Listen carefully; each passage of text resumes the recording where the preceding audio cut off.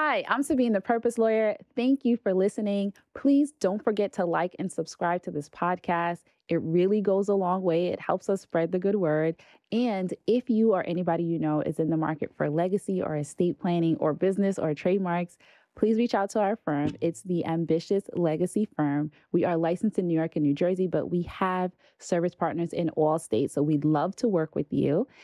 Asset protection, legacy planning, trademarks. We got you. All right. So it's the ambitiouslegacyfirm.com. Now let's get into the episode.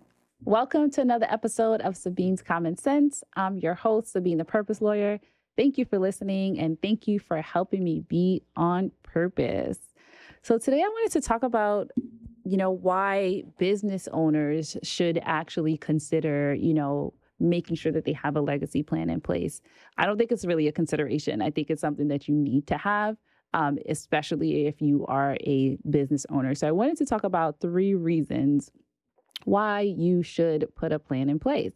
And one of the major reasons when you are running a business is, and most people, have this point of view that maybe just having a will in place is good enough. And I have nothing against wills. We do use them as part of planning. But typically as a business owner, will is not going to be the best way for you to transition your business. Why? Because a will has to go through the court system, right? I've talked to you guys about probate and how long it could take and how expensive it can be. But the biggest thing about it is the delay, right? So because now this business would be caught up in the legal system, you're dealing with delay, you're not in control of the time, and you don't have access to cash or capital. Right. So because of that, that obviously is going to be a problem for the business. There could certainly be a cash flow issue, and maybe the business doesn't, survive that outcome, right? Because of that time and energy. So the better thing to do would be to put your business in a trust. Why? Having your business in a trust, there is no delay, essentially, right? It's an instantaneous transition because you will have somebody in place who would be called a trustee, and that person would be able to continue on the running of the business. The show continues if your family is dependent on the income from that business, or maybe someone needs to run it in the interim while your child grows up, at least there's someone in place to do so and nothing sort of stops, right? The other thing is that the trust may be able to protect from some debts that are personal to you and that could have potentially affected your business. But because you've planned in such a way, now you're avoiding a certain level of debts. So it's certainly one of the reasons why business owners should consider planning is to make sure that you can incorporate a trust into your financial picture. And I typically don't tell people blanketly, everybody needs a trust, and of course it depends on what type of business you have, things like that. But generally it's going to be a part of the picture. So the number 2 reason why you want to consider planning as a business owner is because of, in the case that you are either incapacitated, meaning you don't have your faculties, you cannot make decisions for yourself, or maybe you're just ill, right? Maybe it's just a temporary situation. It happens. And so if you had some planning in place, you would have what's called, or you should have what's called a power of attorney. And your power of attorney needs to be a really comprehensive power of attorney. It means it should have all the bells and whistles, right? And why do you need that? Because if you are ill, so you're alive, but you're ill or you're not well, you can have somebody to immediately step in and continue to do the things that you would do for your finances. Not only that, you can have somebody to care for you as a guardian or a conservator or something like that you chose, and you got to decide who will make those decisions for you, not the courts. And it certainly would alleviate your business from going through a whole lot of unnecessary issues. So number 2 reason is getting yourself a power of attorney to make sure that if you're incapacitated or ill, that there's something to, alleviate that. The 3rd reason is what happens if you're in a partnership and one of your partners pass away, right? So now whether the financial burden is just left to you or the burden of the business is just left to you, or you're now in partnership with that person's family member, you want to make sure that within your plan, a buy-sell agreement was considered. Why? Because this is something that's going to sort of lay out what happens in this scenario where someone passes away? Like what's the role of their family member? Like how are we going to continue to run the business on? How are we going to buy them out?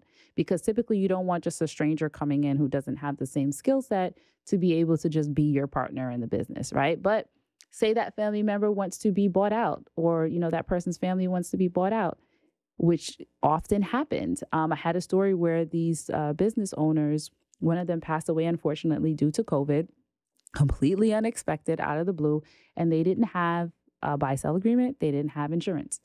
So that's a two-part. So you want the agreement and you want to have insurance. You want a way for that transaction to be funded, because maybe 50% of your business is not liquid to be able to buy out a family member or whatever that percentage is.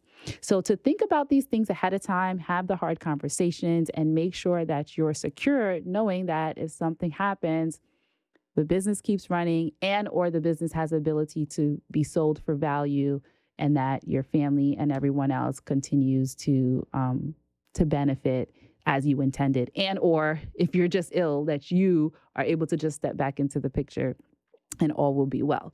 And so my guest for today is someone who can really pretty much help with all of this and similar things if you are coachable and you're willing to learn. So let's get into the interview. His name is Vidal Peoples.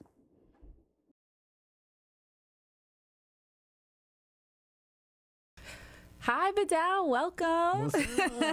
What's up? What's up? Not a whole lot. Happy to be here with you. Good. Thank you. I'm so happy to have you.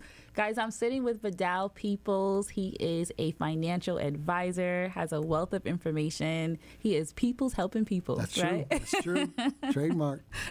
That's right. Which I might have to get you to look at. So awesome. So tell me a little bit about how you got into this space of financial advising. Well, so this is my third career. Believe it or not, I used to model. That was my first career. I didn't even know that. Yeah. So 90 to 97, I was, trying to book gigs throughout the entire nation. Lived in South Africa for a while. Modeling took me there. Okay. And, I also supplemented my income bartending and waiting tables and whatnot. But okay. Came back to New York after living in South Africa, 94, 95, and to do other things. But I needed to supplement my income, and that's when I got into the hotel business. Oh, interesting. And my roommate at the time, she had an ex-boyfriend who was a low-level manager at the Waldorf Astoria. And they were looking for people for a position that no one in the hotel wanted, because it's a union hotel, so someone literally had to die before new blood can come in off the street. I gotcha. So from the hotel business, I worked, and then 2008 happened. I went to college, and my girlfriend at the time gave my name to her advisor. Okay. And he started calling me from 2008, once a quarter. And I was like, hey, listen, I don't, you can't squeeze much out of me right now, but once I'm done with school, I think that we should have a conversation, because I consider myself an appreciating asset. Yeah. Okay, you got to know who you are. Yes, yeah, if I don't, who will? Right. So just so happened that I was working at a hotel that, from the groundbreaking, the construction site, and I took it from a construction site to a pre-open hotel to a launched hotel, and it was clear that their 5-year plan wasn't in alignment with mine, and so we separated. They let me go. Okay. And just so happens that the guy who was my girlfriend's at the time advisor called me serendipitously, and I said, hey, I've been thinking of a way to ask you about this, but I want to do what you do. Okay. And he goes, I can certainly help you. What I'm going to do, I'm going to introduce you to a guy. If he likes you, you'll know right away. Okay. If he doesn't like you, you'll know right away. Okay. But if you, embark on this journey, you're going to be at an institution that's the Ivy League of institutions that do what we do. Everything else is community college. So I was like, all right, cool. I like the sound of that. Right. 2 minutes later, my BlackBerry at the time goes off. It's the email intro. 2 days later, the BlackBerry. BlackBerry, yeah. All right. Yeah. Goes off. I thought I was so cool, my BlackBerry. I know, I did too when I had one. 2 days later, the admin schedules an appointment. A week later, I walk in for my first interview. A month later, I walk into the agency not knowing how to spell IRA. So that was April of 2011. Oh, wow. So here we are. That's awesome. That's an awesome story. So many different, things that happen in life. And I love that when people just find their way, and it's like almost like your way found you, without you knowing. Yeah. Do you think there was anything that you learned in your career leading up to that sort of like helped you? Because sometimes we don't know what's making us, and it seems like it's unrelated, but it may have, it may have been. I definitely think my ability to read a room, my ability to be in meetings and show deference to both parties, particularly, some advisors have had, really bad stories where they focus solely on the guy and not the woman. Being able to not assume that someone is married to, traditionally to the opposite sex. So I use language like your partner, your significant other. And these are all just little nuances that being in a polite hotel environment, which I think is the last bastion of like really polite environments, where people like, as you wish, certainly, right this way, type of language. So that's helped tremendously. And just the ability to connect with people. Yeah, I think that's good. So those are some of the transferable skills that I would say that have aided me in my ability. Yeah, awesome. So tell me a little bit about what are some of your philosophies in terms of investments and how you go about sort of like helping people? Well, there are three core philosophies that I've learned from my mentors and whatnot. The first one is parallel paths. So parallel paths is, whether we recognize it or not, we have two paths that we're on. The path of wealth accumulation, because you don't just have money in various accounts overnight. Right. Wealth accumulation is a multi-decade endeavor. And because it's a multi-decade endeavor, anything can happen. All right. So there's the other path, which is wealth protection. So wealth accumulation and wealth protection are not mutually exclusive. You can't have one without the other. Okay. And in order for compounding and systematic contributions, whether that's the savings or whatever type of account it is, it needs the space to be able to do what it's going to do. And, a sickness, an injury, unexpected death, taxes, divorce, lawsuit and liability, those things no one is immune to and can throw people off their path. So parallel paths, and then understanding that the three positions of tax on all money, right? So you're either, you share that? you're either going to pay tax now, tax later, or tax never. And I like and for all of the version. CPAs who, whose attention are sparked, tax never is money that you've already paid income tax on, that you fund the vehicle with. Okay, right? So when you go to take the money out, there's no tax, right? So that's municipal bonds, whole life insurance, and anything Roth. And then tax now is capital gains tax, sales tax, property tax, income tax. And then tax later is anything the government says, hey, Sabine, you don't have to pay tax on this money today. We'll allow you to defer it.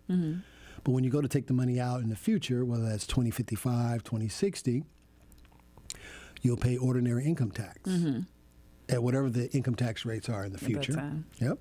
So parallel paths, the three positions of tax on all money, and then the proper hierarchy of cash flow. Okay. All right. The proper hierarchy of cash flow is we have vehicles that are the cushion. All right. So that's just savings, 8, 10, 12 months worth of just liquidity. Okay.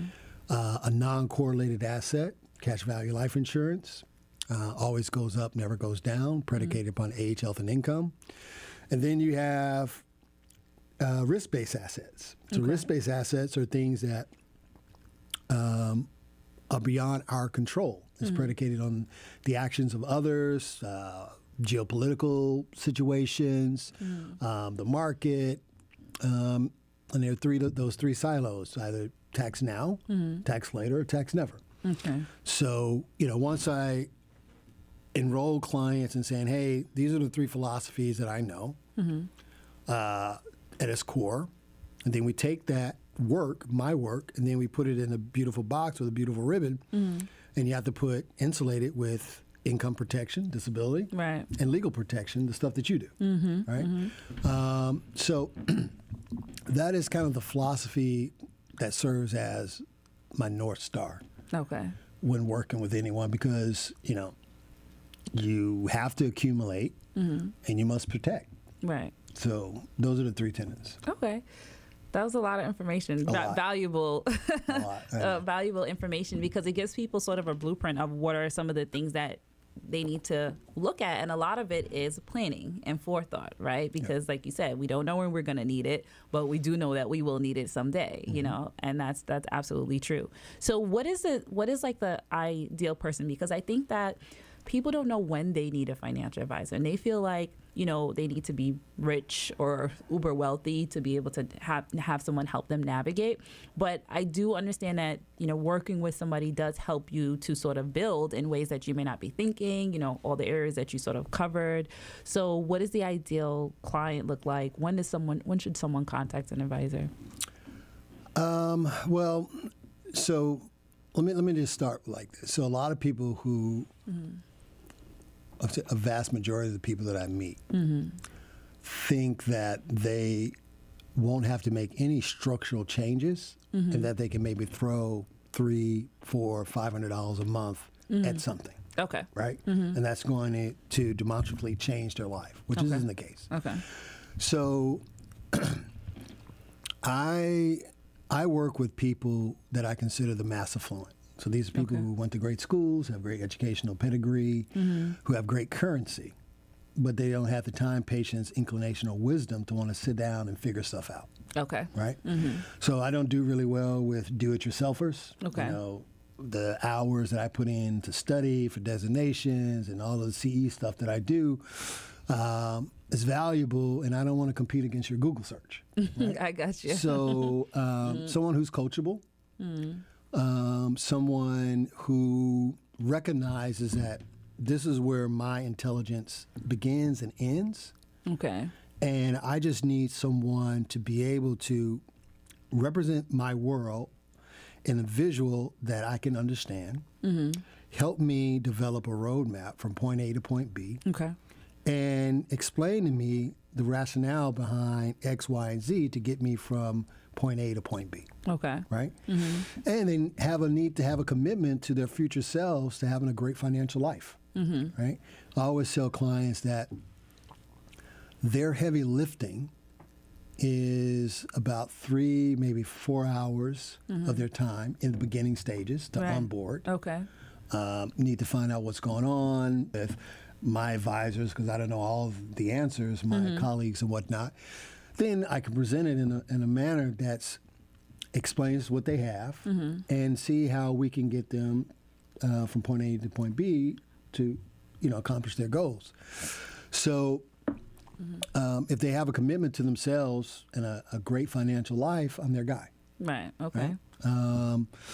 And if I don't have buy-in or understanding, I'm not going to have a client for life. Right. I'm not going to have a person that refers. So I invest the time in making sure that they're really engaged and enrolled in the process. Okay. Right? So coachable, successful. Many people just don't have the time, patience, or inclinations after meeting the demands of their work day, their family day, their loved ones to sit down and want to figure out products. Right. Yeah, I totally understand that. It seems very burdensome for someone to be able to be on top of everything. And I know that there's a lot of information out there now. You kind of, touched on it, how there's a lot of do it yourself and, manage your own portfolios and things of that nature. Do you foresee that to be an injury to the field, injury to the individuals who are taking on this endeavor to sort of do their own investing and do their own planning? Listen, there are some people who are built for this, right? Okay. There are some people who, they want to do it, they feel more in control, but there are also a lot of people that says, you know what? This stuff is time consuming. For sure. Right? Yeah. Just for assets under management alone, just figuring out investment, it's time consuming, you know? So advisors and asset managers that are worth their salt, they're transparent. And they have objectives, they have mandates that they must meet. And again, a guy like me, my business is referral based. So if I'm not doing my absolute best or giving my clients the absolute best, then my prospects dry up. Right. So I'm incentivized to want to be able to hey, let me enroll you. Let me explain to you how this works. Let me show you why. Let me show you the end result and get your buy-in and be committed to the process. Right.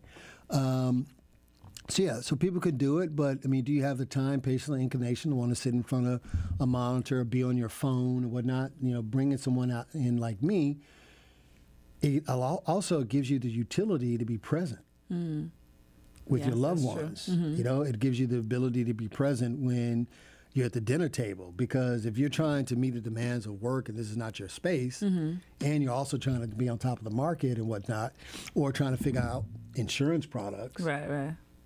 You could end up spinning your wheels, and like I said, the greatest incubator of wealth is time, right? Yeah, so if you're still trying to figure stuff out and now 3-4 years have passed by because you've just been diffused. Right. That's that compound interest that you missed on. You're missing out. 100%. So what are some of the things that people should keep in mind or look for when they're looking to either deal with an advisor or a professional? In your opinion, what does that look like? It's a lot of it is intangibles like fit, how you feel, have you been heard, are you being communicated with? I'm not everybody's cup of tea. Okay. Right?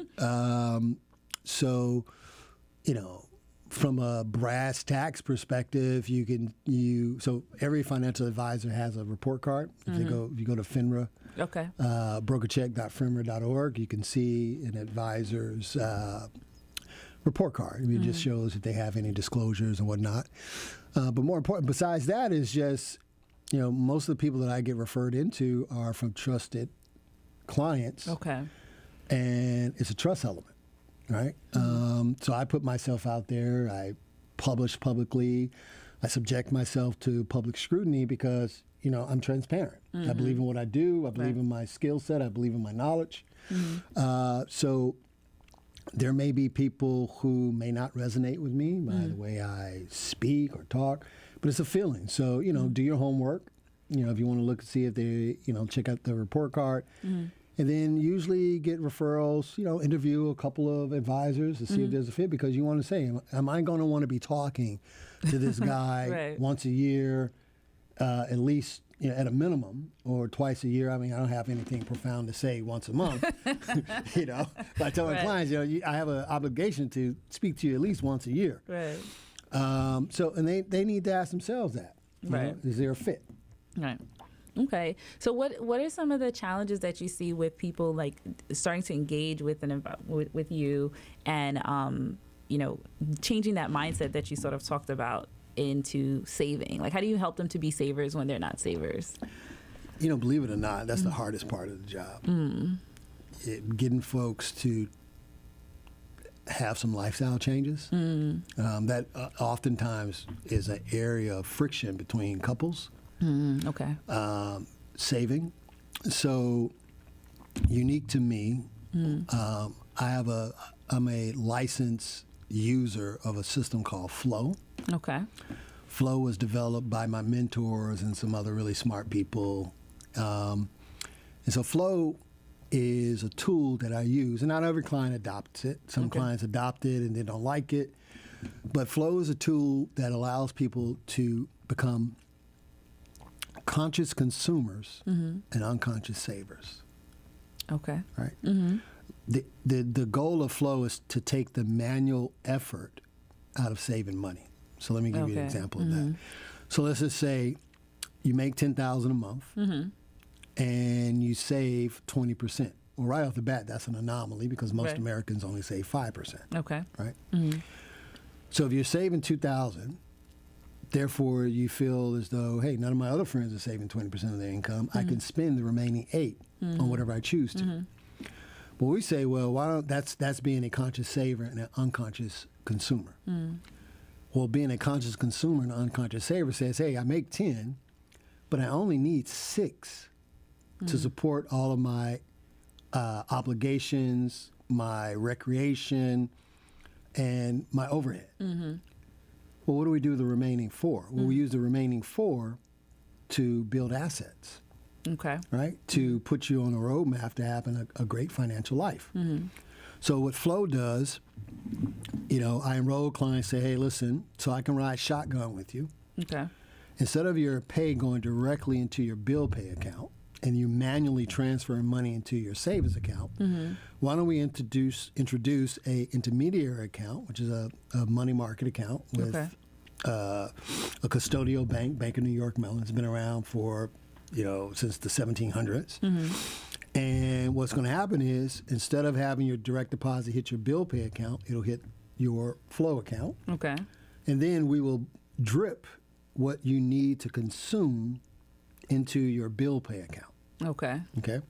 So if you are bringing in 10 and you only need 6, then you'll get 6 each month. And then for future conversations is when we capture increases, whether that's a raise, promotion, whether that's the elimination of a debt. We then have conversations, hey, that bill fell off. Now, do you want to stay at 6 or do you want to bump it down to 5? So if you bump it down to 5, that means 5 is going to stay in the account to accumulate. Right? Or you say, hey, when I met you, I was bringing in 10. I'm now bringing in 15. I want to stay at 6 or bump me up to 8. So it's a completely different paradigm now because now we're focusing on how much we want to consume. I understand. It's almost it's like saying living a 60-40 life, right? You want to live on 60% and you're going to invest the rest. Exactly. Okay. So, believe it or not, that's probably one of the hardest hurdles to get people to be enrolled in. Because, again, a lot of people think that they don't have to make any real adjustments and they can just throw some money at something to have the desired outcome. When actually that's not the case. Okay. But are you saying that they need to make more of a significant contribution to grow their wealth? No, I would say that they need to look at the total picture, the total ecology of their world. Okay. Right? And have a real honest conversation about how much they consume. Okay. So if you have an honest conversation with me that of that 10 you actually consume 7 each month, great. Then consume your 7. Okay. Right. But that 3 is what we need to be exacting and deliberate about how it's deployed. Okay. Right? Because, any type of wealth accumulation vehicle is going to take consistent contributions, right? Systematic, right? Because the formula is very simple. Time, money. Right? Consistent inflows of money over time plus interest rate. Right? So it builds. Right, and then at some point, you're going to go from person at work or money from person at work to money at work. So what life is going to look like when you go from person at work to money at work is going to be solely dependent on how disciplined you were during the person at work phase. Okay, right. So it's more the commitment to the future self and what could be possible. Yeah, I totally get that. It's definitely hard to. But I see the value in the system that you provide because it's almost like when you're not thinking about it, it's out of sight, out of mind, and you could just focus on, what it is that hits your account. And it's like you almost trick yourself into doing it. And I haven't even talked rates of return or product or anything. It's just, behavior. behavior economics. So behavior, and particularly for many folks that look like you and me, they don't really get a second chance to bounce back from bad behavior. That's true. Right? Because if you take all your money out of XYZ pot and you put it in something that's speculative, or you blow it on some type of consumer good, it may take you a while to regain. And, like I said, time is the greatest incubator of wealth. Right. So a lot of folks don't have a cushion to fall back on, or that rich uncle to say, hey, you know what, you screwed up, I'll help you out in the next venture. Okay? It's far and few between. So, and that's interesting because I think, like historically we haven't been taught that, taking your time to really grow your wealth is what really gets you that big, advancement in wealth. We think that we got to get rich quick, or it has to be done quick. And that's what a lot of the information out there is, that you can do it quickly. And so what are your thoughts on that in terms of, I know you said time is important.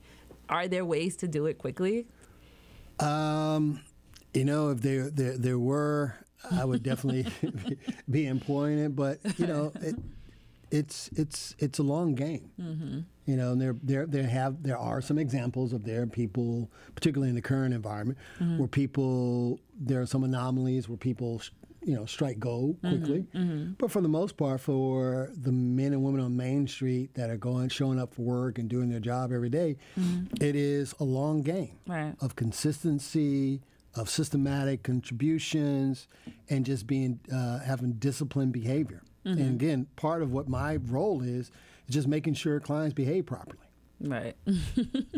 Simple as like that. You almost have to employ a parent for yourself, right? As an adult, you're just like, okay, please keep me on track because I'm just going to be totally out of control. Yeah, listen, I always, my mentor and I say, left at our own devices, right? People can trip themselves up. It's like going to a really nice hotel and being put in a banquet hall with, a buffet of all you can eat. You're just going to eat. You're going to eat a little bit more. Right? At the beginning of the pandemic, I must have made like 30 trips a day to the refrigerator. Right? I'm just going to eat and eat. Yeah. So if you just have money sitting in an account, I'm just going to spend. It's just going to spend. All right, well, great. Well, if that's the case, let's dictate how much money is going to be available in that account to spend. So that's why the honest conversation is like, what is your monthly burn rate? Right? So if it includes brunch with the girls, mani-pedis, and if it includes supporting a nephew or whatnot, well, that's a line item in a monthly budget that needs to be included in what you consume. Everything else is going to be for asset building and having a great financial life. Right. That makes a lot of sense. So what are some, because I know that, financial investing is not just the only thing, right, that advisors can sort of help you with. Are there some things that you put in place, and if you don't have to say specifics, for people to secure their income or to make sure that they have ongoing income if something should happen? Well, speaking specifically to that, income protection, nothing else works without money. Right? Your most precious asset is your ability to get up and make money. So usually when I meet people, again, like I work with a lot of medical professionals, right? And a lot of them I meet in residency, they don't have two nickels to rub together. And it's wholly inappropriate to be talking to them about investing. Okay. So the first thing we say, how can we protect from the things that you probably can't recover from, right? Number one is sickness and injury. That's disability insurance. Okay. Right? Just like auto insurance, just like homeowners insurance, just like renters insurance, you'll pay the coverage, and if you don't need it, great. And if you do need it, awesome. Right? It's an expense, but it's an expense that most people are really, truly willing to pay. If anyone who knows me, they know my story with Dr. Tovar. Okay, tell me about it. I know the story, but for the audience. Yeah, so Dr. Tovar and I met at Landmark Education. Okay. In 2011. Okay. And we developed a relationship and went to lunch. What do you do? What do you do?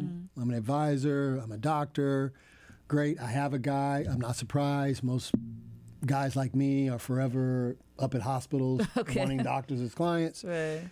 so what do you do? So he was like, hey, I send him X amount of dollars per month. He invests it. Great, I can do that as well. And it's like, well, has he ever had a protection conversation with you? He goes, no, what do you mean? It's like, well, has he ever asked to see your employee benefits booklet? Has he ever asked to see your auto insurance or homeowner insurance, or if you're a renter? He goes, no. All right, so great. So, like I said, if you want to continue to work with him as your advisor and managing money, I can coexist. Yeah. But let's talk about the protection element. So, long story short, the hospital that he was working with would only cover 30% of his income on the group plan, capped at $5,000 per month. Wow. Well, he was bringing in 11 after taxes. Right. So the lifestyle is predicated on 11. If he were to become sick or injured after jumping through the hoops to be approved and to get the benefit, Right. he would only get $5,000, and then that $5,000 would be taxed. Okay. So the first order of business was to get his income protected. So we went through the process, went through underwriting. About 6 weeks later, he got his contract. 10 months later, he went out on full disability, delivering a 13-pound baby throughout his back. Wow. Musculoskeletal is the #1 cause of disability. So the type of contract that he had, or has, I should say, he elected to add one of the more expensive riders that he didn't have to add. And adding that rider increased the cost of the insurance by 50%. Oh, wow. So, no, I'm sorry, 100%. It was $3,000 and went up to $6,000. Okay. So when he went out on claim, the benefit says you can do any other job in the world, even in medicine, as long as you're not an OBGYN. Wow. And you'll collect this benefit not till age 67, not till age 70, but for the rest of your life. So when we do the math, and there's a COLA rider on it, cost of living adjustment rider. Okay. Right? So that means it 3% goes every up year. every year. Right? Okay. So every February he gets a raise.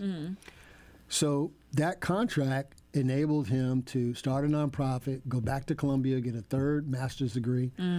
And he's still in medicine. He just wrapped up his critical care fellowship at UAB, one of the more renowned programs.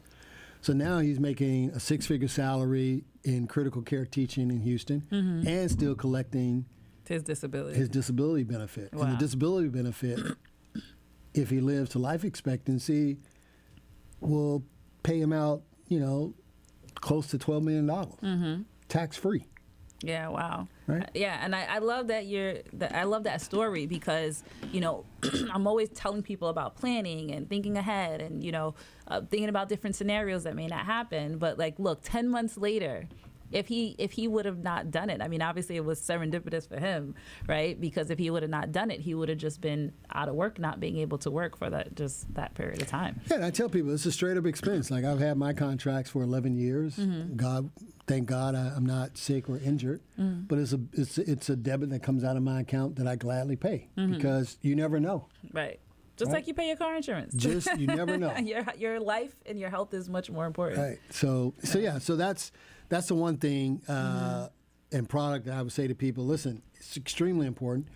Most people don't know that there's such a protection out there. Right. And a lot of people don't take it from their job. And 99.5% of the time, what they get from their employer isn't enough. Right. Right? It isn't enough, and you have to go through a lot of rigmarole to get the benefit paid and whatnot. So as always, we look at adding it as a supplement. Yeah, I love that. Layering on protections is what how I like to call it. And to that point, Dr. Tovar is still has entrusted me with the stewardship of managing his assets, investment accounts and retirement accounts and whatnot. If one didn't have income coming in, none of that would exist. That's right. So, yeah. Awesome. Well, this was a great conversation, Vidal. Thank you so much for all My pleasure. Thanks for inviting me. Of course. So if people want to get in contact with you, how can they go about doing so? Well, I'm very visible on LinkedIn, Vidal Peoples, and also Strategies for Wealth has a website, strategiesforwealth.com. You won't be able to glean much because many financial Advisory firms can't put a whole bunch of stuff on their website for compliance reasons, but I don't tweet, but you can find me on LinkedIn at Vidal Peoples. Okay, awesome. Thank you so much. Thank you so much. It was a pleasure. Likewise. All right. All right.